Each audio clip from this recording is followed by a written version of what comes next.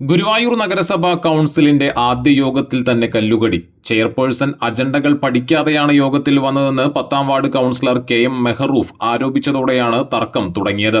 ചെയർപേഴ്സണെ അപമാനിക്കുന്നുവെന്ന് പറഞ്ഞ് ഭരണപക്ഷവും പ്രതിപക്ഷവും തമ്മിൽ വാക്കേറ്റത്തിലായി. കഴിഞ്ഞ ഭരണസമിതിയിലെ തീരുമാനങ്ങളുടെ ബാക്കി ഭാഗങ്ങൾ അജണ്ടയിൽ ഉൾപ്പെടുത്തിയിരുന്നു. ഇത് സംബന്ധിച്ച് BJP UDF അംഗങ്ങൾ ചോദ്യങ്ങൾ ഉന്നയിച്ച് വാഗ്വാദമുണ്ടായി. 6ാം വാർഡ് കൗൺസിലർ ജലീൽ പണിക്ക് വീട്ടിൽ നഗരസഭാ പരിധിയിലെ പാർക്കുകളുടെ ശോചനീയാവസ്ഥ ഉന്നയിച്ചു.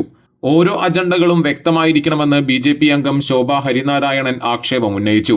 UPA ഗവൺമെന്റിന്റെ മഹാത്മാഗാന്ധി തൊഴിലുറപ്പ് പദ്ധതിയുടെ പേര് മാറ്റിയതിൽ പ്രതിഷേധിച്ച് 8ാം വാർഡ് കൗൺസിലർ ജോയ് ചെറിയാൻ അടിയന്തര പ്രമേയം അവതരിപ്പിച്ചു. ഗുരുവായൂർ ഭഗത് സിംഗ് ഗ്രൗണ്ടിലെ ശോചനീയാവസ്ഥ പരിഹരിക്കണമെന്നും അദ്ദേഹം ആവശ്യപ്പെട്ടു. ഗുരുവായൂരിലെ പ്രധാന വിഷയമായ അഴുക്കുചാൽ പദ്ധതി ചർച്ച ചെയ്യണമെന്ന് നൌഷാദ് അഹമ്മു പറഞ്ഞു. യോഗത്തിൽ ബസ് സ്റ്റാൻഡ് നിർമ്മാണം ഇഴയുകയാണെന്ന് പ്രതിപക്ഷ അംഗങ്ങൾ സൂചിപ്പിച്ചു. ബസ് സ്റ്റാൻഡ് നിർമ്മാണം ദ്രുതഗതിയിലാക്കാനുള്ള നടപടികൾ നടന്നുവരികയാണെന്ന് ചെയർപേഴ്സൺ സുനിത അരവിന്ദൻ അറിയിച്ചു.